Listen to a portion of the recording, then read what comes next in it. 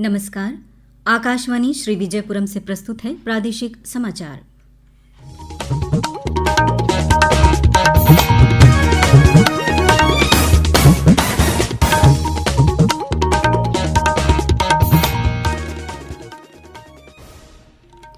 मुख्य समाचार।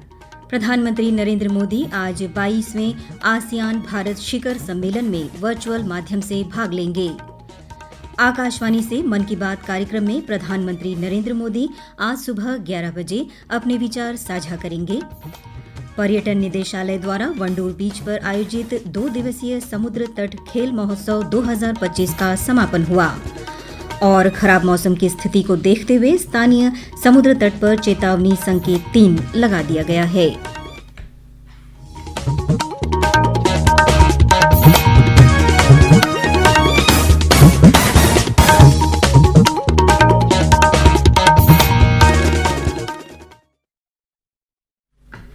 सुबह के समाचारों के साथ मैं के जगदीश्वरी। प्रधानमंत्री नरेंद्र मोदी आज 22वें आसियान भारत शिखर सम्मेलन में वर्चुअल माध्यम से भाग लेंगे। विदेश मंत्रालय ने एक बयान में कहा कि प्रधानमंत्री मोदी और आसियान नेता संयुक्त रूप से आसियान भारत संबंधों में प्रगति की समीक्षा करेंगे और रणनीतिक साझेदारी को मजबूत करने की पहलों पर चर्चा करेंगे। मंत्रालय ने कहा कि आसियान के साथ संबंधों को मजबूत करना भारत की एक्ट ईस्ट नीति और हिंद प्रशांत दृष्टिकोण का एक प्रमुख स्तंभ है। विदेश मंत्री डॉक्टर सुब्रमण्यम जयशंकर 27 अक्टूबर को कुआलालंपुर में 20वें पूर्वी एशिया शिखर सम्मेलन में प्रधानमंत्री मोदी के स्थान पर शामिल होंगे। पूर्वी एशिया शिखर सम्मेलन हिंद प्रशांत क्षेत्र में शांति, स्थिरता और समृद्धि के लिए चुनौतियों पर विचार विमर्श करने और क्षेत्रीय और अंतर्राष्ट्रीय विकास पर विचारों का आदान प्रदान करने का अवसर प्रदान करेगा। प्रधानमंत्री नरेंद्र मोदी आज सुबह 11 बजे आकाशवाणी पर मन की बात कार्यक्रम में देश विदेश के लोगों के साथ अपने विचार साझा करेंगे। यह कार्यक्रम पूरे आकाशवाणी और दूरदर्शन नेटवर्क, आकाशवाणी समाचार वेबसाइट और news on AIR mobile app पर प्रसारित किया जाएगा। इसका सीधा प्रसारण आकाशवाणी समाचार, DD न्यूज, प्रधानमंत्री कार्यालय और सूचना और प्रसारण मंत्रालय के YouTube चैनलों पर भी किया जाएगा। आकाशवाणी हिंदी प्रसारण के तुरंत बाद क्षेत्रीय भाषाओं में भी कार्यक्रम का प्रसारण करेगा। इलेक्ट्रॉनिक्स और सूचना प्रौद्योगिकी मंत्री अश्विनी वैष्णव ने कहा है कि भारत मोबाइल निर्माण उद्योग में आत्मनिर्भर बनने की ओर अग्रसर है। उन्होंने कहा कि 2 वर्ष के भीतर देश में मोबाइल फोन के पुर्जों का पूरी तरह से घरेलू उत्पादन शुरू हो जाएगा। श्री वैष्णव ने कहा कि देश में CCTV सहित विभिन्न अनुप्रयोगों के लिए चिपसेट तैयार किए जा रहे हैं। वस्तु और सेवा कर बचत उत्सव का लाभ समाज के सभी वर्गों को पहुंच रहा है। प्रधानमंत्री नरेंद्र मोदी ने इस उत्सव की घोषणा करते हुए 22 सितंबर को इसकी शुरुआत की। केमिस्ट एंड ड्रग्स एसोसिएशन के राष्ट्रीय अध्यक्ष ने आकाशवाणी समाचार के साथ बातचीत में GST सुधार का स्वागत करते हुए ग्राहकों को मिल रहे लाभ के बारे में अपने विचार साझा किए। नमस्कार, जय हिंद। मैं अभय कुमार, राष्ट्रीय अध्यक्ष इंडियन फार्मासिस्ट एसोसिएशन दिल्ली। हाल ही में मोदी सरकार द्वारा GST 2.0 लागू किया गया था, जिसके तहत बहुत सारी दवाइयों का मूल्य पुनः निर्धारित किया गया और इसके तहत जो GST टैक्स स्लैब है वो 12% से घटा के 5% किया गया सभी दवाओं में, और बाकी जो कैंसर एंटी कैंसर ड्रग्स थी उसमें उसको बिल्कुल ही GST फ्री कर दिया गया है, जिस पर 0% टैक्स लगेगा, GST टैक्स। तो इससे आम नागरिकों को और उपभोक्ताओं को बहुत फायदा होगा। ये मोदी सरकार द्वारा उठाया गया बहुत ही सराहनीय कदम है, जिससे आम नागरिकों को बहुत फायदा होगा। जय हिंद। प्रादेशिक समाचार आप आकाशवाणी श्री विजयपुरम से सुन रहे हैं।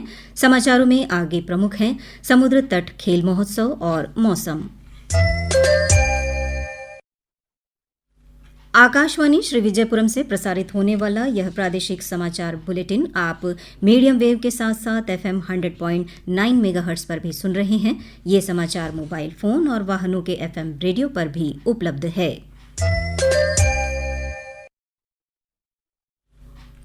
प्रादेशिक समाचार में आपका फिर स्वागत है। पर्यटन निदेशालय द्वारा शिक्षा, खेल एवं युवा मामले विभाग और ग्राम पंचायत वंडूर के सहयोग से 2 दिवसीय समुद्र तट खेल महोत्सव 2025 आयोजित किया गया। इस महोत्सव में प्रतिभागियों और दर्शकों ने भाग लिया। वंडूर समुद्र तट पर आयोजित इस खेल महोत्सव में रस्साकशी और वॉलीबॉल का प्रदर्शन किया गया।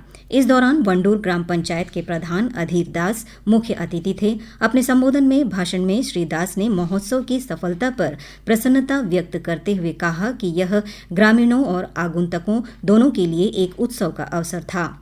उन्होंने वंडूर समुद्र तट पर पर्यटन को बढ़ावा देने के लिए नियमित अंतराल पर इसी तरह के आयोजनों को प्रोत्साहित किया। 2 दिवसीय उत्सव में वंडूर समुद्र तट पर खेल, कौशल, फिटनेस और सामुदायिक भावना का प्रदर्शन किया गया। यह प्रतियोगिताएं शिक्षा विभाग के शारीरिक शिक्षा शिक्षकों की देखरेख में आयोजित की गई। विजेताओं और उपविजेताओं को पर्यटन विभाग द्वारा प्रायोजित नगद पुरस्कार से प्रदान किए गए। सतर्कता जागरूकता सप्ताह के अवसर पर अंडमान लॉ कॉलेज में भाषण, निबंध लेखन, चित्रकला सहित विभिन्न प्रतियोगिताओं का आयोजन किया गया। इन प्रतियोगिताओं को shipping corporation of India limited एवं अंडमान हार्बर वर्क्स द्वारा प्रायोजित किया गया। कार्यक्रम में कुल 65 विद्यार्थियों ने भाग लिया। भाषण प्रतियोगिता का विषय भ्रष्टाचार और विकसित भारत जैसे विषयों से संबंधित था। कार्यक्रम का उद्घाटन कॉलेज के प्राचार्य डॉक्टर PV नागेंद्र शर्मा ने किया।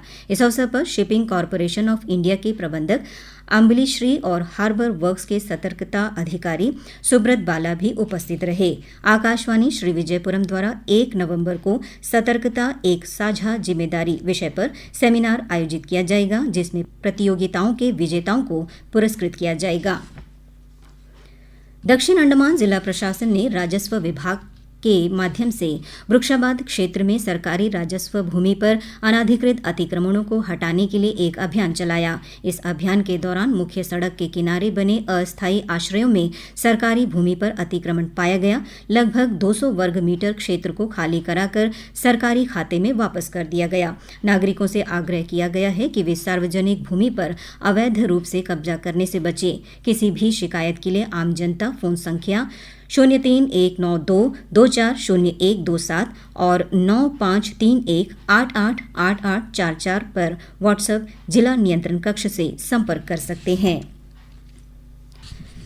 द्वीपों के अधिकांश भागों में कल से तेज हवाओं के साथ रुक रुक कर वर्षा हो रही है। आज अंडमान और निकोबार द्वीप समूह में 1 या 2 स्थानों पर भारी से बहुत भारी बारिश और 40 से 50 किलोमीटर प्रति घंटे की रफ्तार से तेज हवा चलने की संभावना है। कल से 29 अक्टूबर तक द्वीप समूह में 1 या 2 स्थानों पर 40 से 50 किलोमीटर प्रति घंटे की रफ्तार से हवा चलने की संभावना व्यक्त की गई है। समुद्र की खराब स्थिति को देखते हुए मछुआरों को 28 अक्टूबर तक समुद्र में न जाने की सलाह दी गई है। श्री विजयपुरम बंदरगाह पर स्थानीय चेतावनी संकेत 3 लगा दिया गया है।